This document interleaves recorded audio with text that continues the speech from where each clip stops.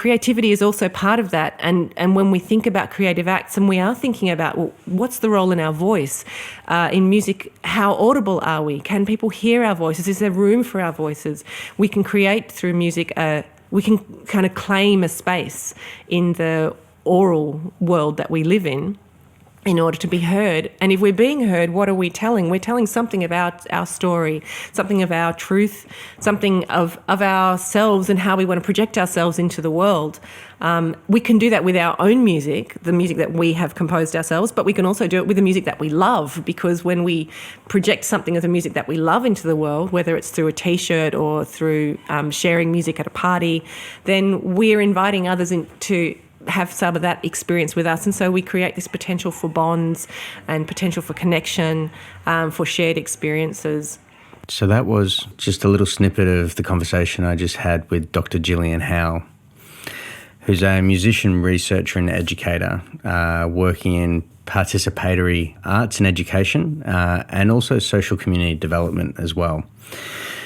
Gillian works through community-based work in Australia as well as post-conflict countries around the world to try and bring back social bonds, social wellness, as well as rebuilding and strengthening a community in itself. And so today's chat is all about Gillian and I talking about the health benefits of music and how music can help us on a social health and mental health level as well. So sit back, guys, enjoy the show. Welcome to the Let Me Take a Selfie podcast, where we talk about how you can get the most out of your life through your self-care and well-being. And now for your host, Ben Rashley. Gillian, welcome to the show. Hi, thanks, Ben. My pleasure. So I would love for you to share with our listeners sort of what you do for a job and also what your sort of community projects, and when we speak about community, we're not talking about just local community but the international community as well, the projects that you do for people following music, and probably just sort of a bit more of your background as well. Okay. Well, I'm a musician but as a musician, I probably have a not very standard musical life or professional musical life. I started as a performer and I still play. So I studied the clarinet and was a very sort of serious clarinet player for some time. I've also worked a lot in school settings and community settings, not specifically as a teacher, but as what's called a teaching artist, where you share your creative practice in these settings where people may or may not have a background in playing musical instruments or in learning music, because that's not standard in Australian schools necessarily. And also in community settings like community centres or spaces where people come in order to get together, learn something, engage in something that interests them, and to sort of live a rich and fulfilled life that is separate to work life and family life. The projects that I lead are all around creating music and composing, but composing in groups, so that the music that results from those processes is something that's owned by the whole group and really belongs very much in that particular place with that particular group of people at that particular time. And that if there had been other people present or another set of questions asked or another set of stimuli, in terms of the environment, then a different piece of music would have resulted from that. So my musical role, if you like, has always been one of engaging with other people through music and with music to make music that reflects something about them and their lives and their experience at that time, as opposed to me as the composer and it all being about me. Going into that a little bit more and talking about composing and creativity, obviously you're a musician sitting right now being interviewed on a wellness podcast. Could you probably talk to us a little bit more about how creativity transfers directly into probably people's well-beings and being able to maybe have that agency of voice, and what's the healing processes around that as well? Well, there's a few different things in that. So I think it's useful to think about music has a lot of paradoxes, and one of the paradoxes of music is that it's very individual, and it's something that we do to make sense of ourselves in the world, to change the world around us, to create a particular vibe or a particular atmosphere, or to support our personal energy in some ways. But it's also a social thing. Music is something that we do as humans to in social settings, in social groups. And if we think about the uses that people have put music to across the ages, there has never been an age, there has never been a culture that has not had music. And music is used in social environments to connect people, to explore an idea together.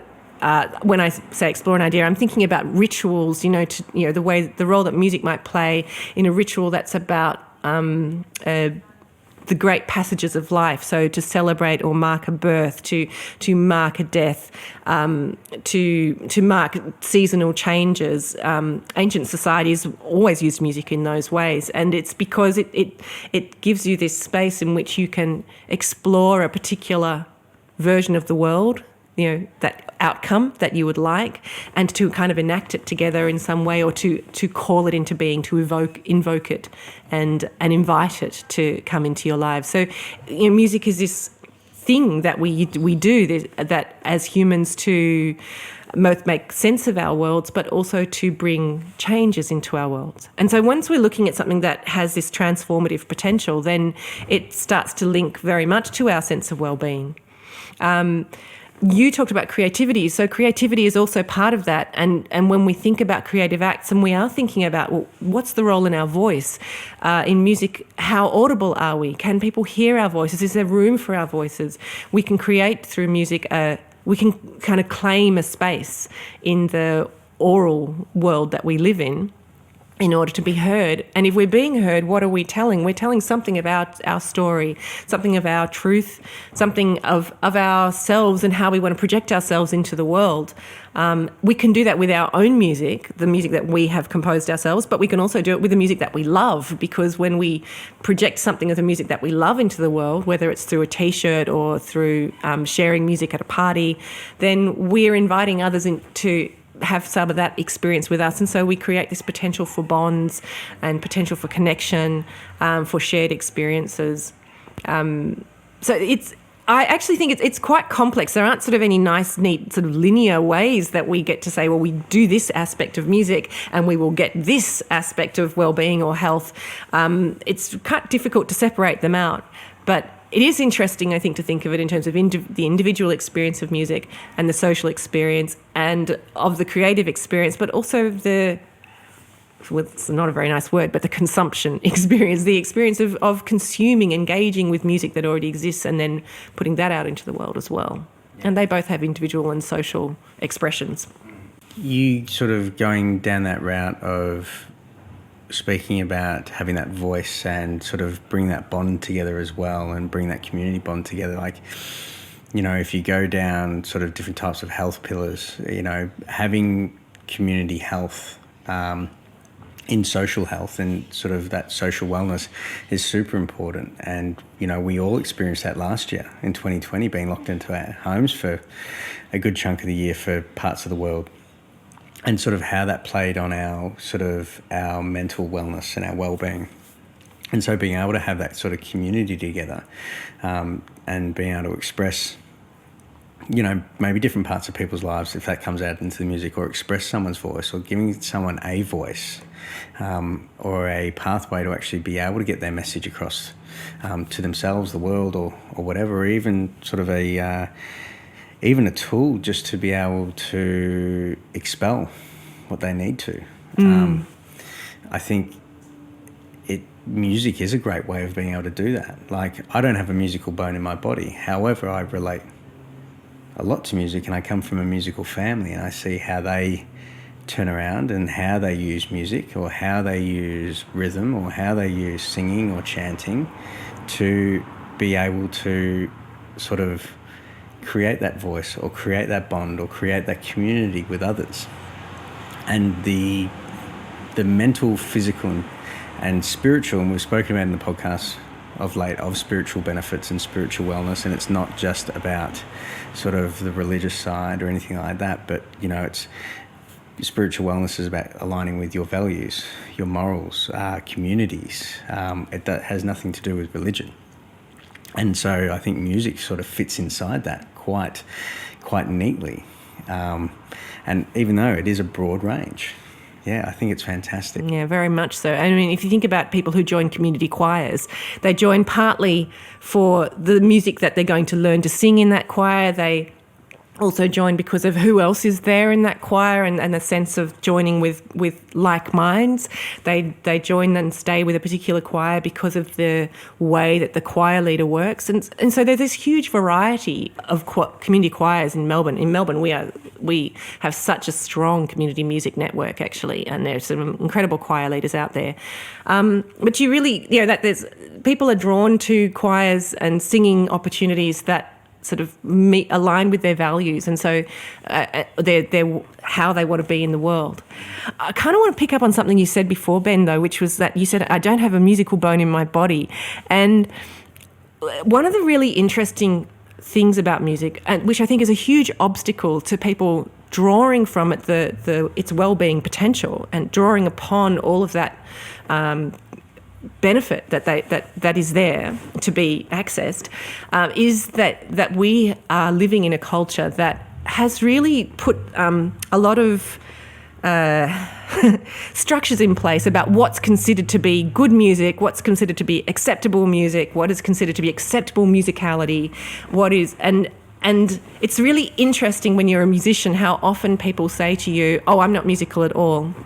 Now, in fact, we know from neurological research and science, and we also know from looking at other societies that are not as developed around the capitalist model as ours is, that every human is musical. And if you were growing up in, I don't know, say, I think about kids I've worked with from Sudan, for example. The idea that you'd say in that kind of in a Sudanese community, I'm not musical at all. I think, or in Timor, my goodness, there would not be a Timorese person I can think of who's grown up in East Timor and says, I'm not musical. I don't have a musical bone in my body. They don't judge themselves in that way. They just do music because music is something that happens in their communities. And in our communities, in our society, we've lost a lot of that making music together just for the fun of it, and become much more conscious of there being a musical goal, if you like, or a level at which you're allowed to call it musical, or you're allowed to call yourself musical. And if you feel like you have not reached that level, then you have to very quickly distance yourself from any potential claim towards that level. And I think that is really unhealthy. I mean, I'm not saying you're unhealthy, Ben, but I think it's a reason why people don't join in things. It's a reason why they pull out. Music teachers can be part of this. Many people you meet have a story about being asked to not sing but to mime in the school choir because their singing was not considered to be of the right level. I think it's a terrible shame because it actually means a lot of people exclude themselves from something that they otherwise might find a great deal of pleasure in. Because another aspect of, say, if we think about singing, a major aspect of how your body produces your singing voice is to do with your breath. And if we think about what happens to our breathing when we feel self-conscious, when we feel nervous, our breathing becomes more inhibited. We don't breathe as deeply. We don't use the full apparatus that we have here in our bodies. And as soon as we back away from the breath, then we have less control over the sound. So the sound that comes out of our mouths when we try in this inhibited way, we're not pleased with it. It confirms to us we shouldn't be doing this. We shouldn't be singing because we don't sing in tune enough, or we don't sing with the right kind of tone.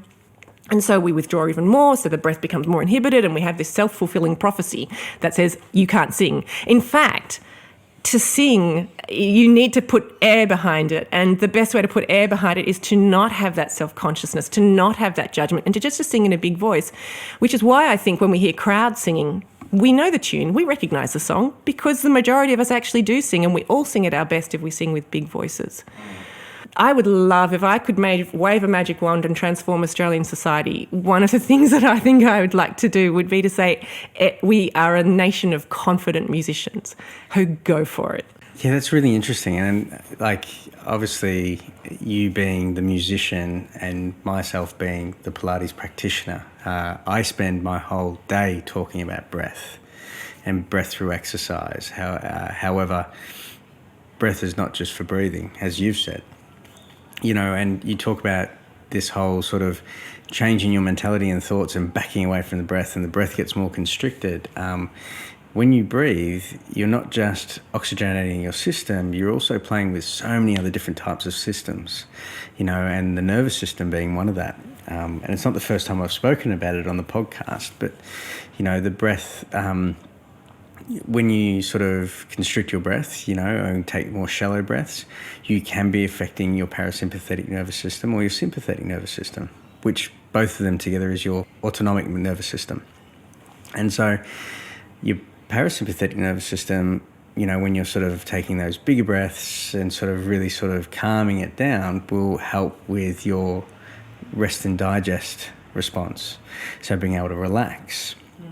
And then if you're taking sort of those larger, sharper breaths and sort of forcing a lot more, you're stimulating the sympathetic nervous system, which is more your flight or fright, so your stress response system. However, you need to have that stress response up there for it to actually, when you do get it to come down, to actually rest properly. If you're constantly getting stuck in a constricted breath or that stress response, you will never actually come back down and actually truly rest and truly recover and recuperate in your body. And then sort of the hormonal systems are going mental, everything else. People can't sleep, people can't do that. So, and there's a lot of breath work out there where they do get you into quite a heavy breath system and working quite hard in that breath to actually raise your stress response system, but then to actually bring it back down and out again. And when you do come back down and out and sort of really relax into it, you get into a deeper state of recovery and relaxation. So the health benefits there are amazing as well. And if I was to look at that, as I've already said, that I don't have a musical bone in my body, however, I'm going to retract that now. Yes. Thumbs up. Thank you. If I was to try and sing or go to sing, which I will be tonight, I'm actually going to a sweat lodge after this and there'll be a lot of chanting. So that is a form of singing. And so we will use that chanting to actually sort of bring our bodies up into this state of, you know, sort of heightened awareness and stress. But then when we come back out of it and when I leave the lodge tonight, I'll be doing a lot of deep and lower breathing to sort of bring myself down into a full state of restoration and rest. And I'm guessing that's sort of like what you would be experiencing with singing. You'd be able to pull yourself into some of those stress response states and then being able to bring yourself back out with certain types of singing as well.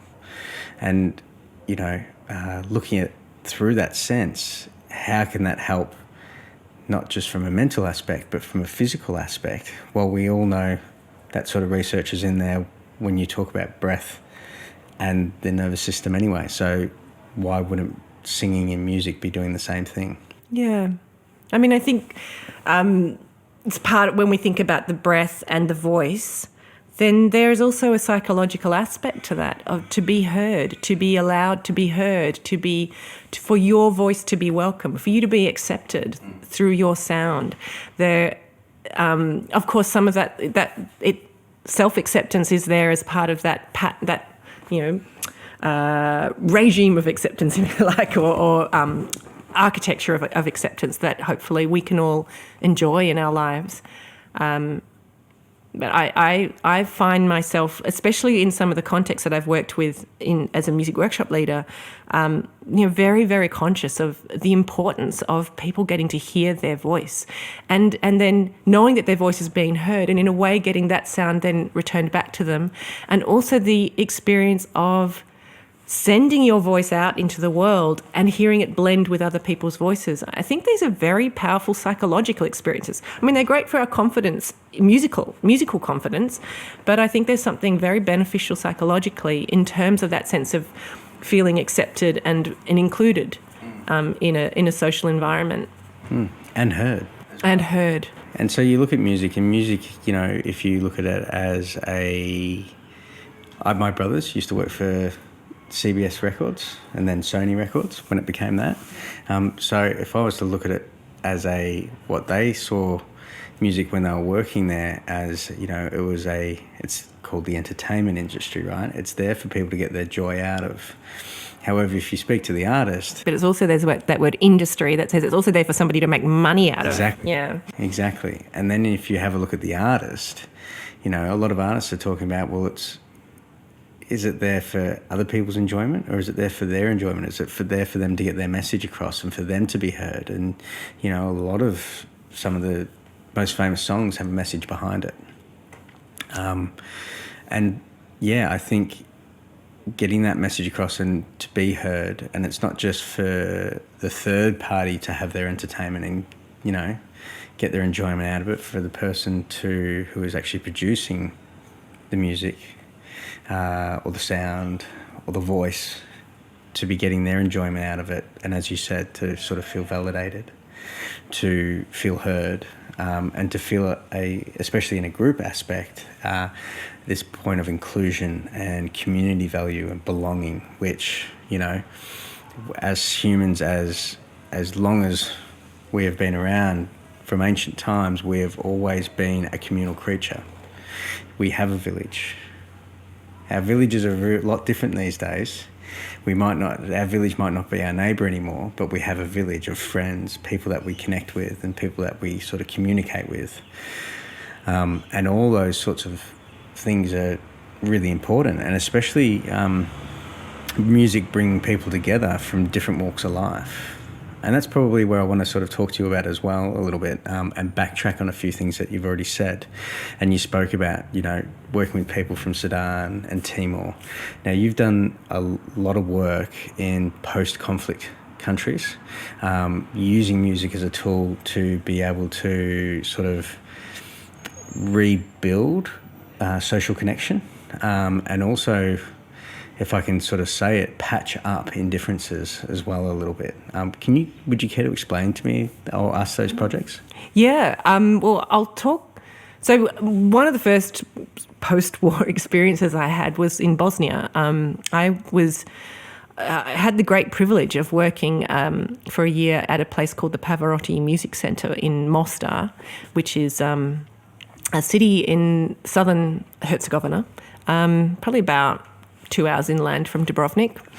And Mostar, during the Balkan Wars, and the war in Bosnia in particular, became divided between two communities who previously had been intermarried, and it wasn't actually only two communities. There are many communities in Bosnia-Herzegovina, but what happens in a lot of these identity-based wars is that, which are very common, the common type of war that we have these days, is that everything becomes ethnicized, and your ethnic identity is what determines where you live, who are your friends, which members of the family you still talk with and which ones you may not. You may now be divided from, what school you go to, which hospital you go to, which university you have access to. I mean, it's a really intense way to live, to have your ethnic identity to be so in the foreground.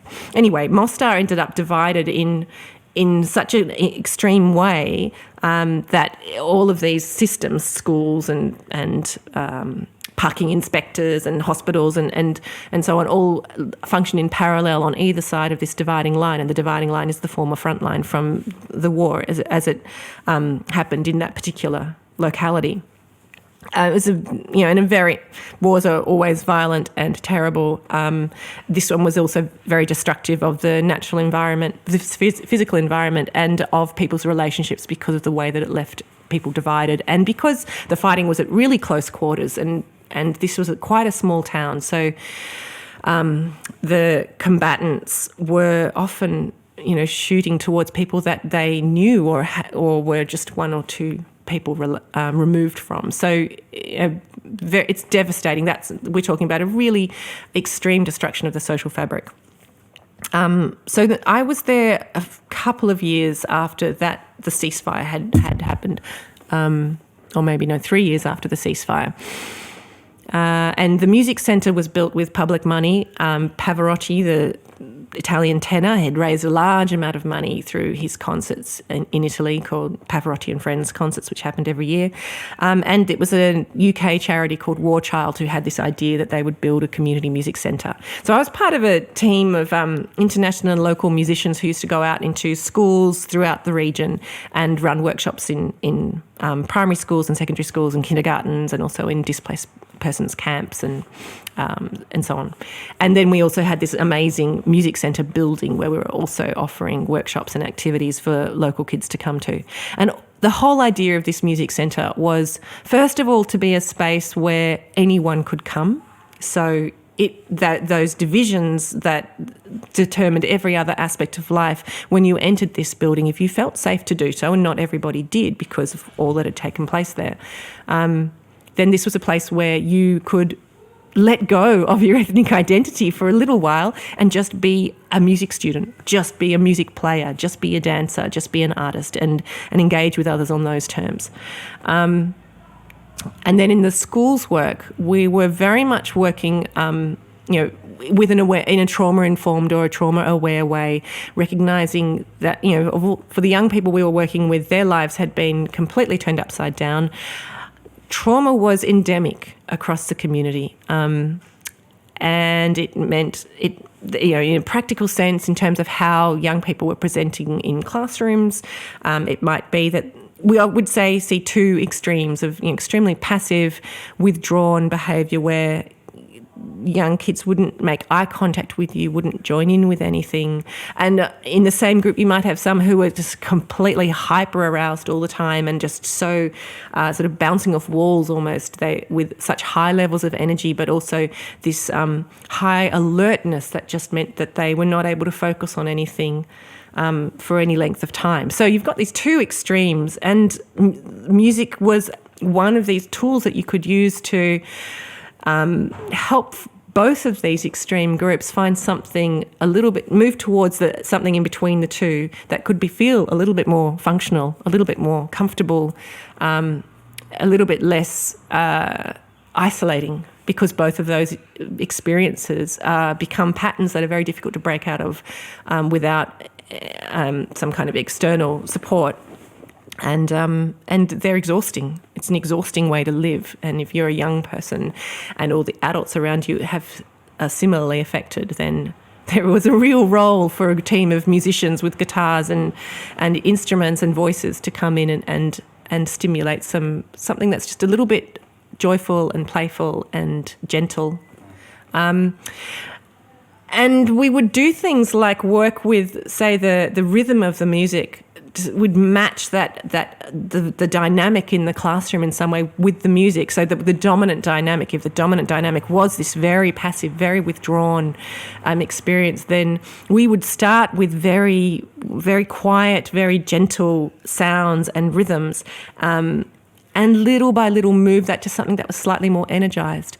And we learned we needed to look for engagement in different ways. We needed to look for eye contact where there hadn't been eye contact. That just somebody lifting their eyes up and watching what was going on was a good sign, a sign that we were making a connection and offering something supportive.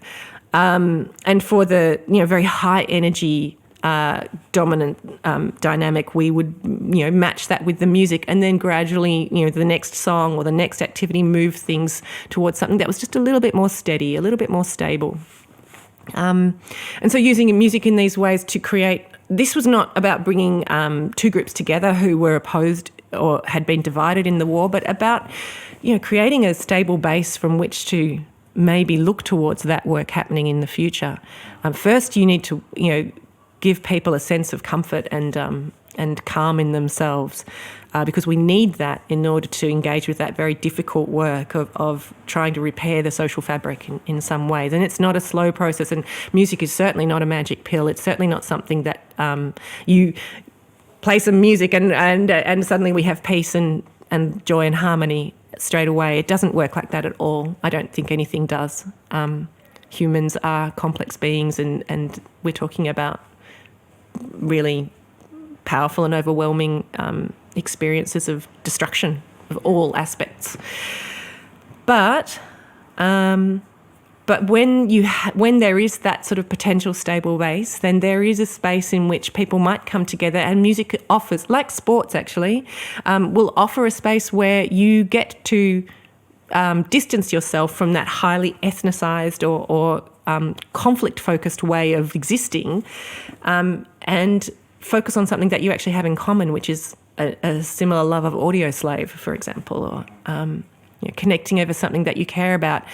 And then in one of the projects I've been working with recently, and these days I'm working as a researcher looking at these kinds of programs in order to really build some solid, strong evidence bases and also frameworks for how they work, and so that we can replicate them and see music and other creative arts being part of the suite of strategies that you bring into a place that has been destroyed and needs to be supported in its repair through a whole range of strategies, not just survival needs to be the priority, and getting the sort of ensuring basic needs are met is incredibly important.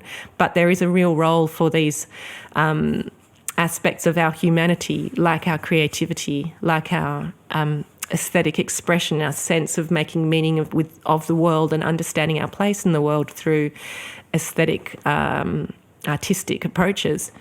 There's a place for those as well. So this project that I've been looking at is in Kosovo, and it's a rock school that brings young people together from the Albanian and Serbian communities, again in a divided city where they don't meet. They have to cross a river that divides the two communities is a risky thing to do, and it's something that 20 years after the war people just may decide to do, but it doesn't mean that you necessarily feel completely safe doing it. And so this particular music school brings them together into rock bands, mixed rock bands, where they then write songs together. And so use the songwriting process and the experience of making music together and the experience of putting on a gig and supporting each other's gigs and recording songs. They build up a shared identity as a band that it's able to sit. It may not transcend, it may not override their ethnic identities, because they love their countries, they love their nationalities and their group, the collective that they come from. But it gives an alternative. It lets you have a more complex sense of your own identity. We're never just one thing as humans, are we? We are many, many things. No, and I think also in that time that those two community groups, or two groups from opposing ethnicities that have had conflict together, just for that moment in time, all of a sudden they're whole again. So for that moment in time that there is, the walls or the barriers are broken down, they are no longer there for a little bit, and it can sort of help with that message of being a belonging, but also no conflict, that you are still have a common bond as a human. And I think we all have common bonds as humans, and especially with a lot of the things that are going on, in the media and in the news these days about segregation of races, or sexes, or people's, sexual preferences or sexuality. I think, all of us, if we actually sat down in a place together, would find something in common. Yeah, and not everyone is motivated to do that, but for those that are, we need to make sure those options and alternatives exist, because the very existence of alternatives to that status quo of division ensures that you're never completely divided. And it seems like such a simple thing to say, but it's really key to bringing about change, is that we have to support the alternatives, even if the alternatives on their own are not going to provide the transformation that is desired. It's not going to provide the peace, for example. But it makes peace more possible, because it's ensured that not peace is not everywhere. That there are these little spaces, and even these little moments, these temporary experiences of something that is not conflict, that is not war, that is not unpeaceful, but is the opposite. And the existence of those is what makes it possible that they might then proliferate in the future. And the funny thing, conflict is not just war. Like, conflict is everywhere. Yeah. We're sitting here in, Fitzroy at the moment. but there would be many conflicting conversations and subjects in the suburb or the suburbs surrounding it, or in the whole of Greater Melbourne. Yeah. So bringing people together in that sort of community wellness and sort of belonging to something and creating this sort of mental and spiritual structure of health and to make people happier. And like, who doesn't want to be happy? Do you know what I mean? And when you are going down those routes, you become a happier, a healthier person, regardless on maybe what your physicality is doing as well. So they're all very important things that we need in the construct of Homo sapiens as humans. I mean, and conflict isn't always negative. You know, democracy is a form of conflict. It's a disagreement that looks to find a consensus, or not a consensus, but looks to find a way through not agreeing, not all agreeing. And often in the field that I work in as a researcher, we think more about conflict transformation of conflict being something that is constructive. Rather than destructive. And if I think about the rock bands in Kosovo, in Mitrovica, there's plenty of conflict. And in fact, one of the markers of that band really starting to evolve its sense of identity, a group sense of identity as a band, is that they become more confident in having conflicts, because conflict ceases to be, or doesn't cease to be, but becomes less potentially interpreted as connecting to the wider political conflict, and can just be a conflict that is in that band about what that band is doing. I mean, we all know about artistic differences in rock bands.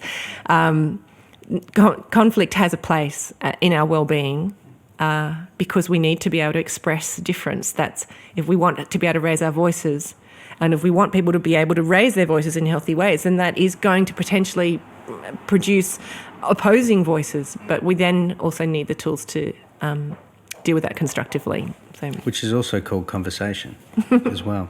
Yeah, wouldn't it be dull if we agreed all the time? She says, agreeing.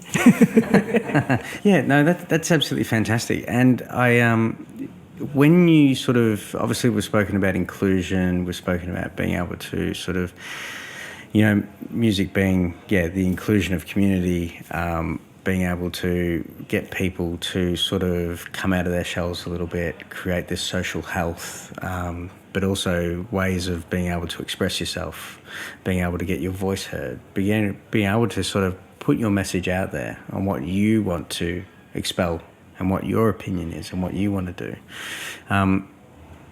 In those moments of time, if you could if you were able to put it into a shoebox, what do you see when people do come out in music and when they do start to express themselves? Is there a certain type of change that you see? I mean, in some of the projects I've been doing more recently, I don't always see them at the beginning, so it's hard to see the comparison if you don't have that baseline. But, I mean, I can think about a project that I was involved in for a very long time was working in one of the English language schools here in Victoria. So in the Victorian education system, if a young person of school age arrives here from another country and they don't know English, then they have the option of enrolling in an English language school. So it's not like a private language school or college, but something that's part of the Department of Education provision. So I'm thinking about the new kids, the kids who came in. And, when you arrive in a new place, some of whom were coming from refugee camps and war-torn settings, others not necessarily from that, but nevertheless, that experience of being displaced from what you know and what you feel confident and comfortable in, or at least is familiar, you know how to be there, into a new environment where you don't speak the language, but you also don't know the cultural rules about how to interact with others. All of that has to be learned. So their classroom teachers said to me that quite often music would be the first lesson that they'd see their kids in, where they would see a child laugh, for example. So I'm thinking just about those young children, that opportunity to do something where the stakes are quite low. You know, it's just about, we're just having a bit of, in music you can just be having a bit of fun, and I think that's a really important aspect of it. Of course you can study it seriously, and there's a lot of stress that goes along with that. I certainly know that from my own experience. But that initial social experience of playing music can often be one where there's silly things that are happening. There's communicative things that are happening that you don't need words for. And so it can bring a whole lot of strengths to the fore that haven't been seen before for you in this new environment where you find yourself. So I think that sense of being able to reclaim their whole self, you used that phrase before, and I think that is a really apt way of thinking about it, that when we make music, we can bring our whole selves into a space rather than just an aspect of ourselves, such as new child, new kid, non-English speaker, very shy person, or not very shy, but not having any space to express that full personality. With an instrument in your hand, perhaps that becomes a place where you do get to do that. Yeah. So you could say, you know, music it creates happiness, it creates confidence, strength, belonging, involvement. And I mean, we shouldn't idealise it. Of course, it can do all the opposite. So it's never going to be just music on its own. It's also going to be that the context in which that music making is happening. So music has been used to create division. These are some of the paradoxical things about music. At the beginning I was saying, you know, there's the individual experience plus the social expression. Similarly, it can build peace and harmony and feelings of bonding and connection, but it can also be a tool for creating divisions, for cordoning off one group of people, and in order to say these others, they are excluded, they're not part of this group, to mobilise people towards hatred of others.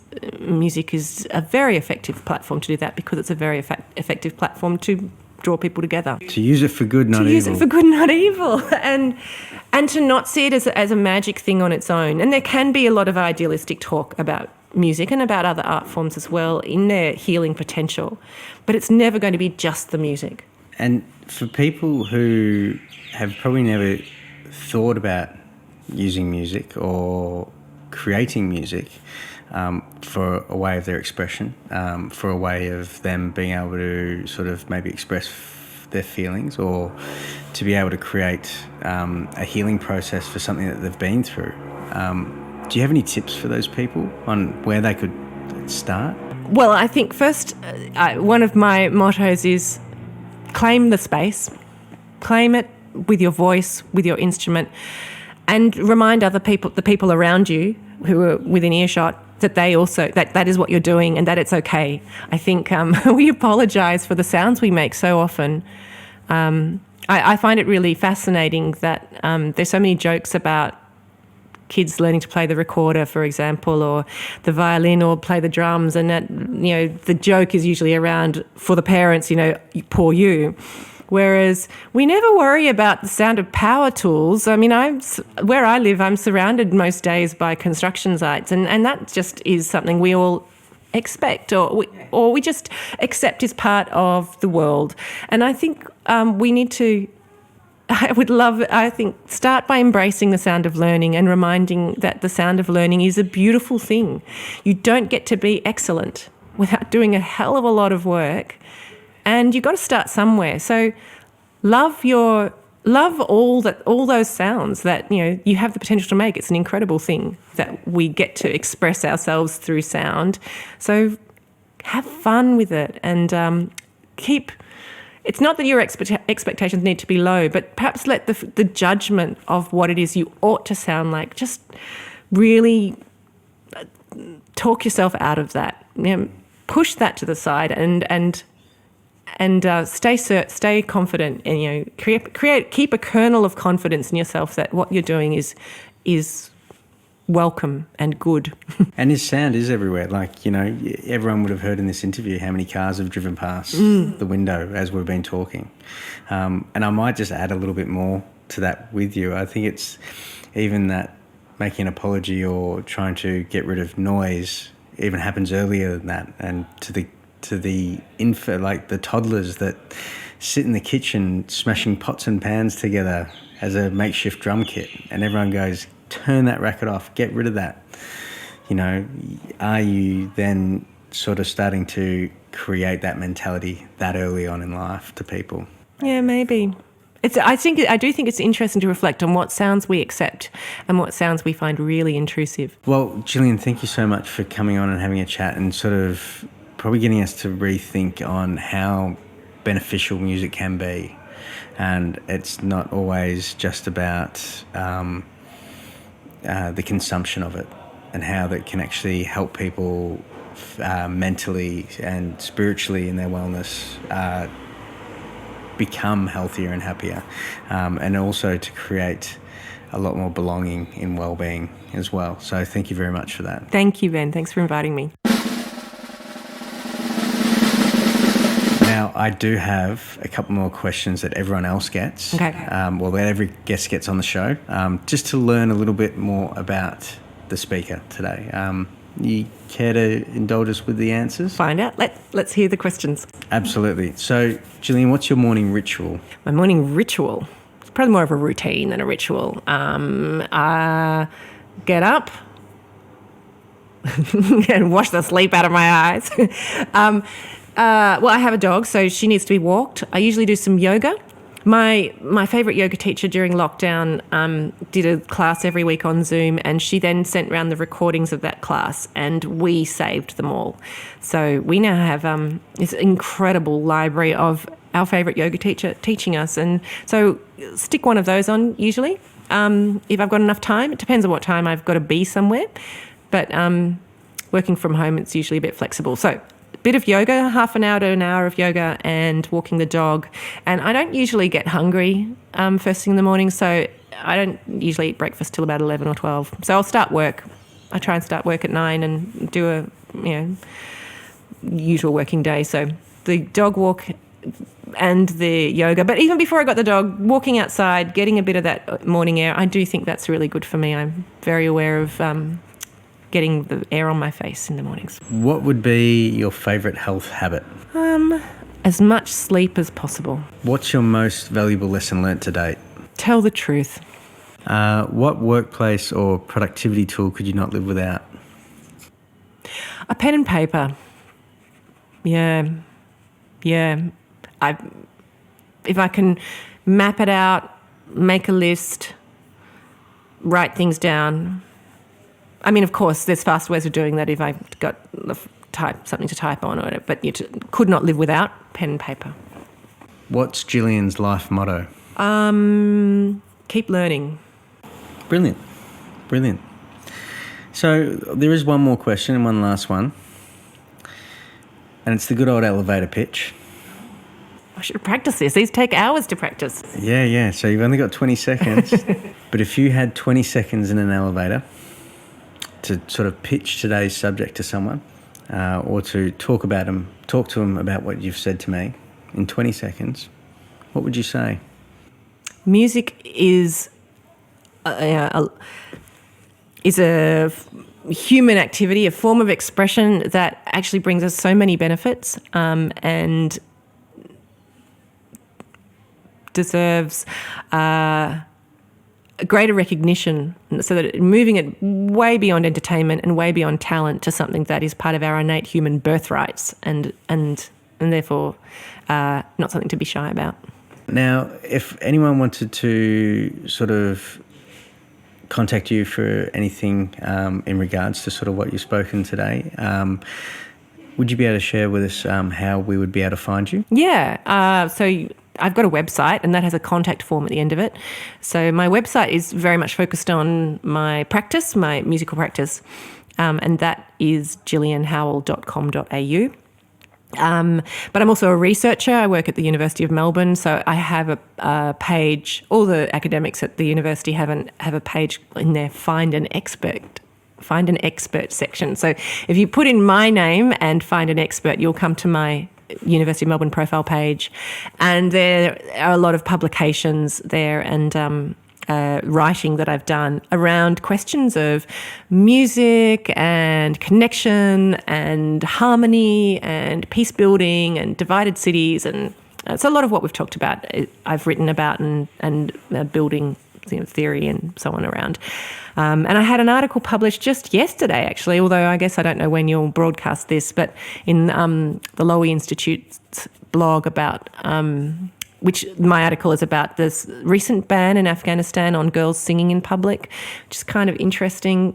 Two interesting things about it. One is that they wanted to ban young girls, girls over the age of 12 from singing anthems in public.